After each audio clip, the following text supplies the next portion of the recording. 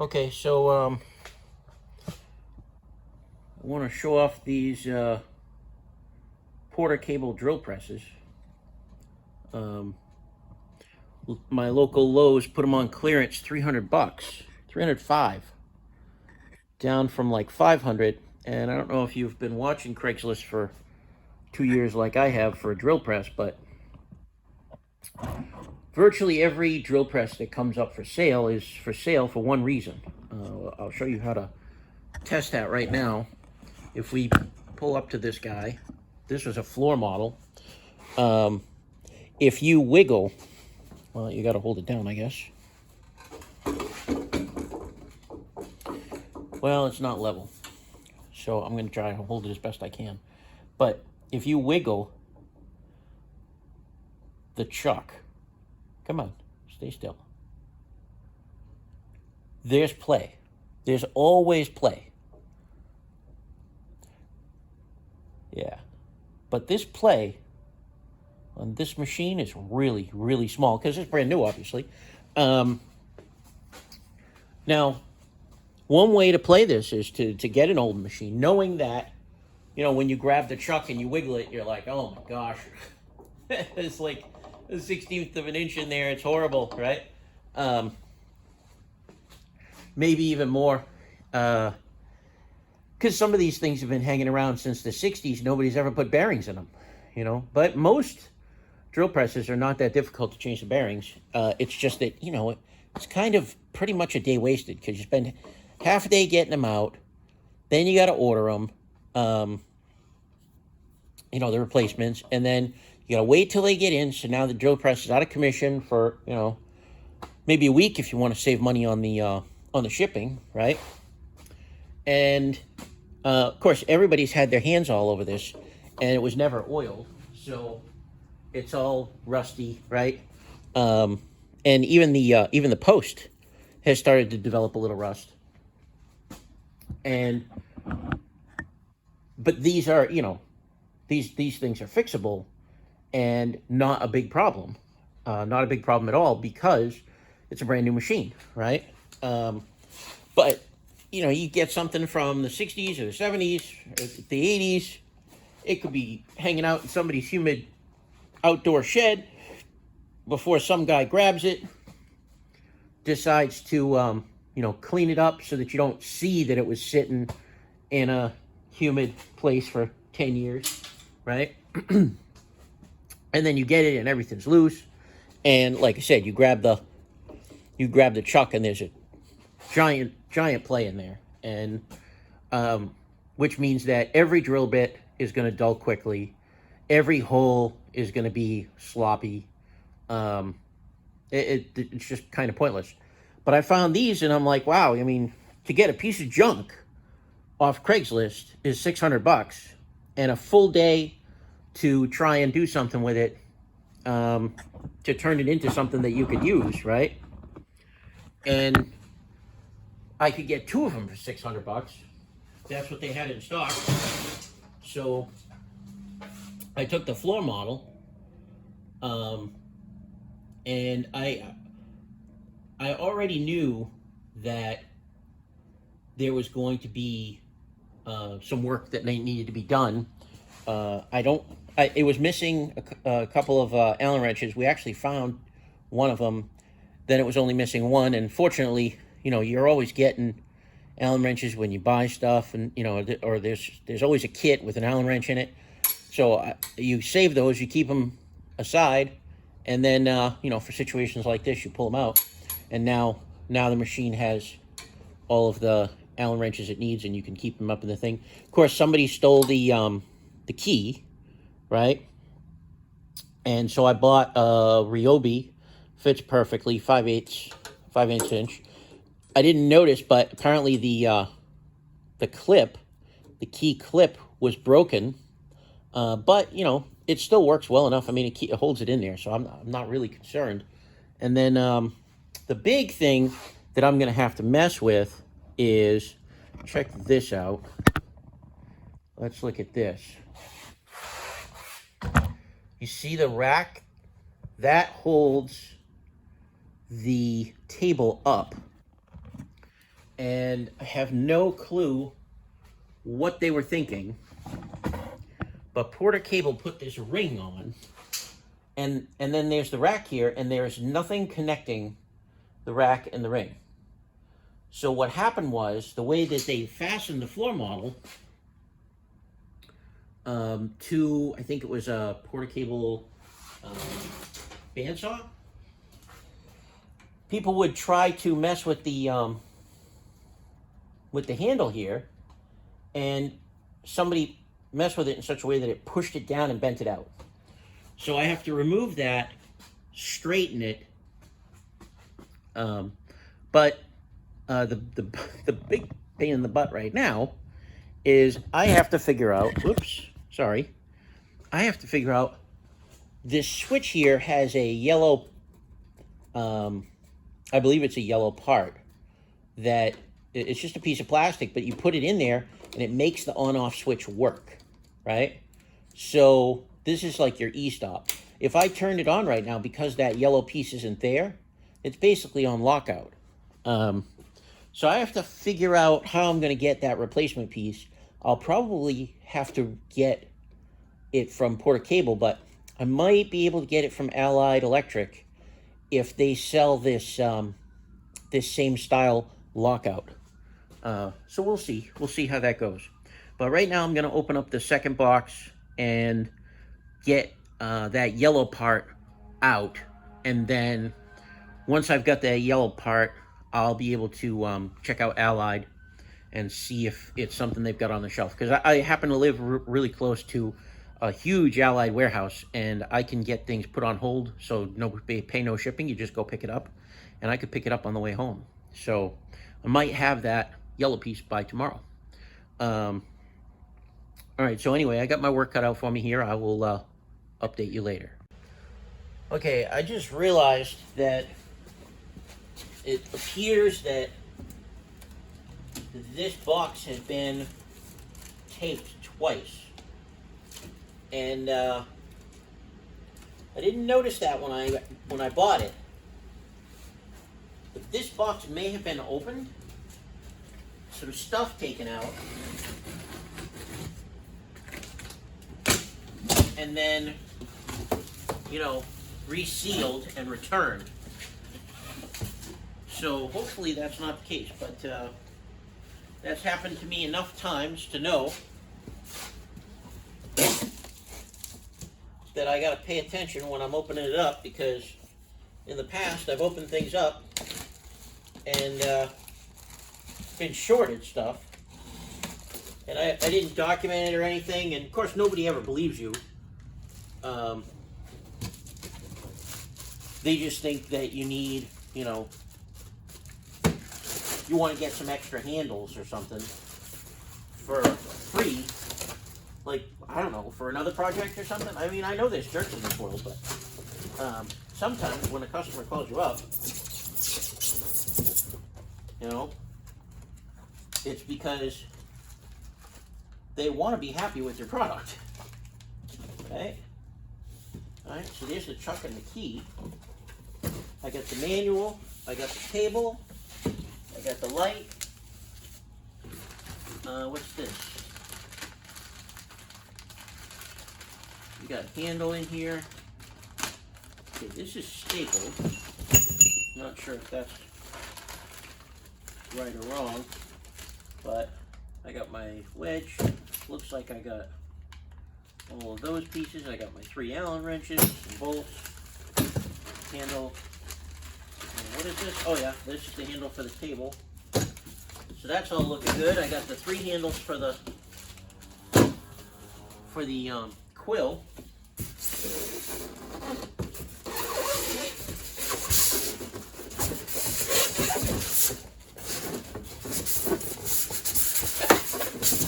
Oh, this is heavier than I thought.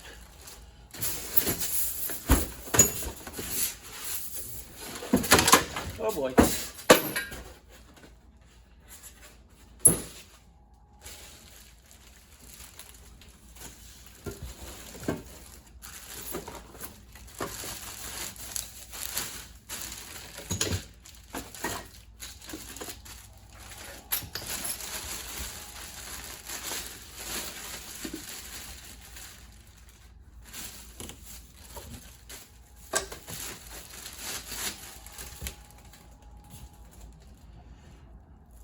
I mean, I don't know.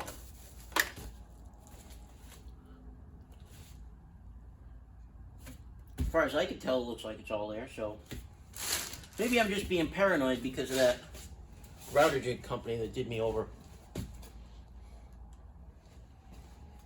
Ended up having to buy like a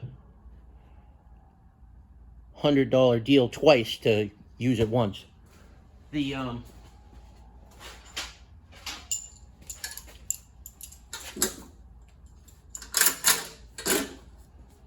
well, anyway, the important thing is everything seems to be there, so moving right along. So I was wrong. It's not yellow. It's black, and it says remove to lock, which, you know, makes sense because that's what it does. So that works. So let me grab a cord, and we'll power it up for the first time and see what happens.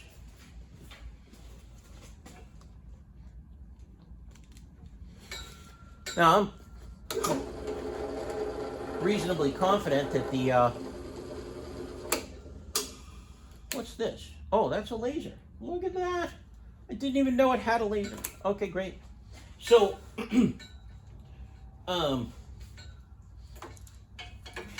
so that works beautifully. Nothing wrong with that. I didn't really expect anything to be wrong with it. I mean, it's an electric motor. They last for decades. It's all looking really good. So I gotta go check Allied. I'm gonna take a couple of photos of this. If I can get this out of here without breaking it again. There we go. Okay. All right.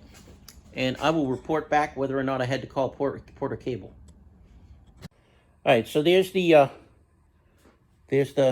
head on the bench there, and here's the rack. I got it disconnected from the pole by basically taking the table off and then removing this from you know, where it was captured, right there in that notch there, and then putting the table back on the pole for now. So now we have to see if we can straighten this thing out. When I bought the machine, it was a floor unit, so somebody had taken the table and put a like a steel cable on it, so nobody would walk off with the machine apparently. But people would try the handle here, and they ended up, you know, something had to give. If the table wasn't going to move, but they were going to crank the handle, then this had to move. And then what happened was it got caught between the table and, you know, this ring right here, and it bent it out, right? You can see pretty much on the flat part, pretty much. There's a little more, but I'm going to see if I can straighten it. All right there. So,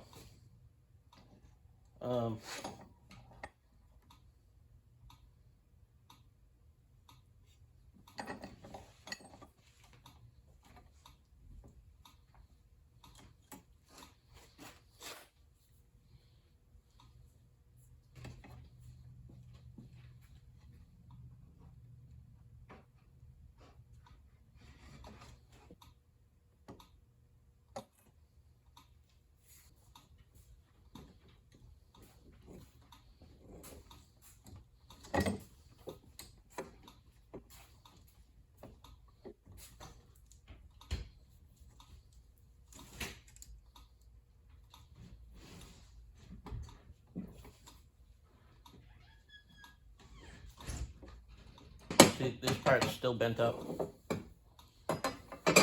Assuming my bench is flat, which is assuming a lot.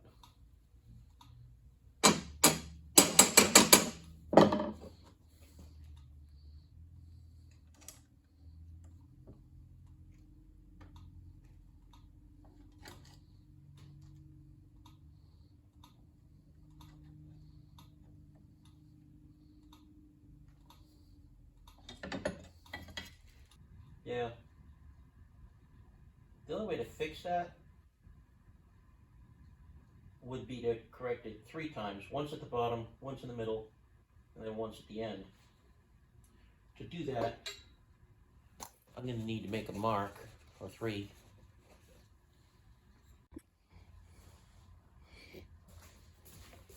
Okay then. So at this point,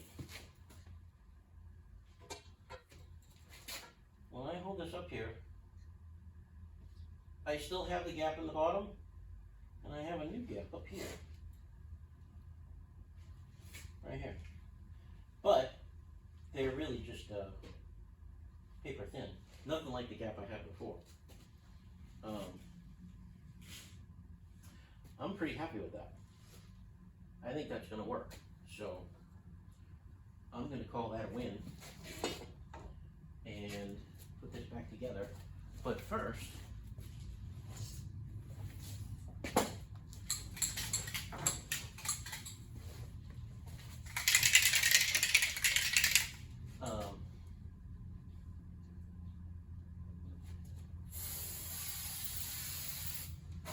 this pole has already started to rust. Okay, this is gonna take forever.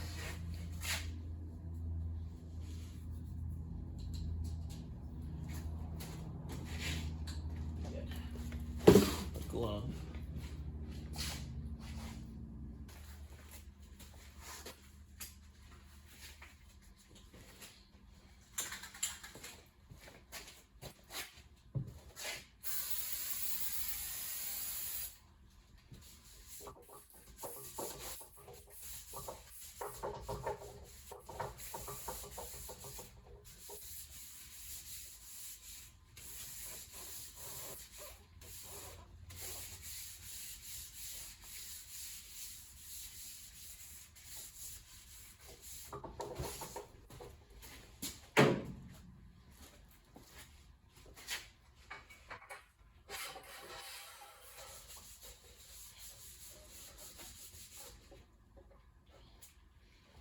Okay.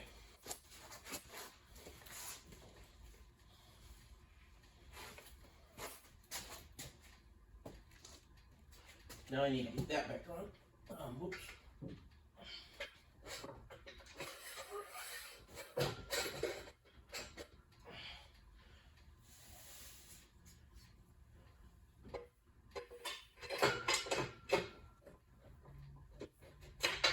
No. Alright, how about that?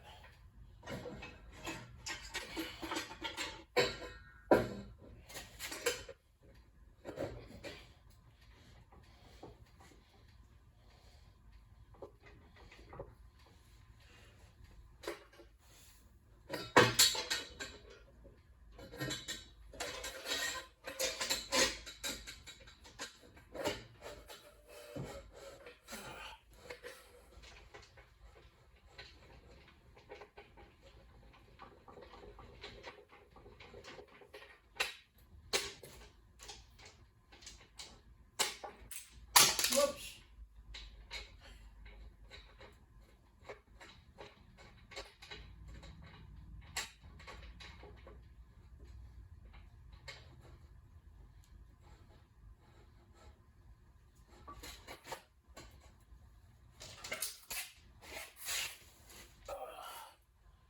Oh, there's a set screw on there.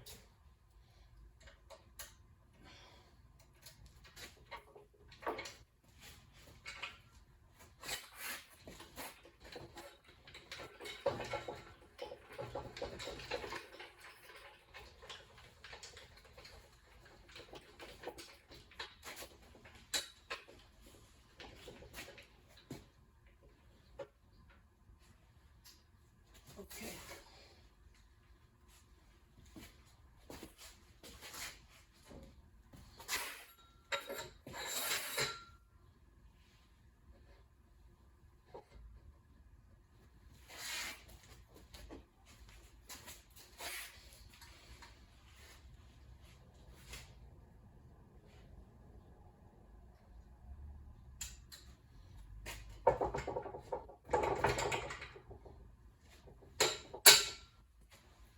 Alright, so once it's got weight on it here, whoops.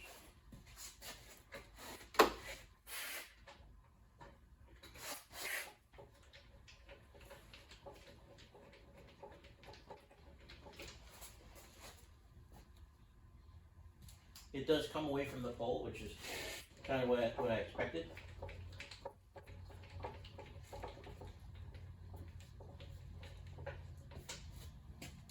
But I mean, it's loose, right? I guess it's designed to make it easy to turn the table, right? So I mean, it's gonna do that. Maybe the other one won't for a time, but I don't know. Sooner or later, I think I've already turned the handle a couple of times with it not being loose. So I wouldn't be surprised if I did that again. All right. So here we go. Easy part.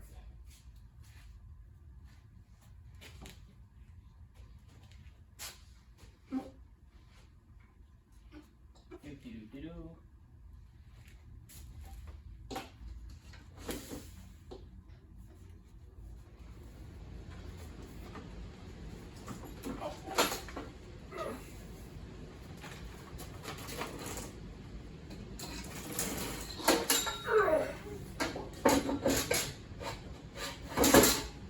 Ta-da! All right.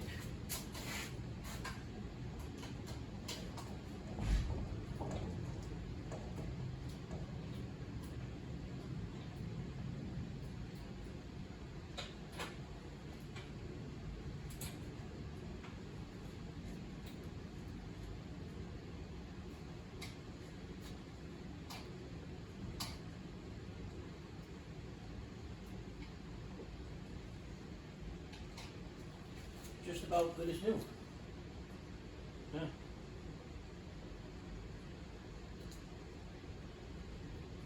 You know, if I hadn't had to fix that, I would have had to put it together. So.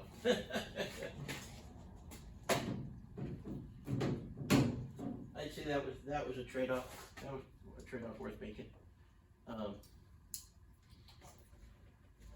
I got this at my local Lowe's for $305, which I thought was a pretty good deal. The website still says $505, but if you have one at your local store, you may find that it's on clearance. And $300, I just couldn't say no to that.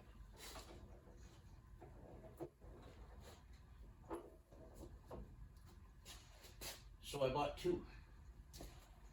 All right. Have fun.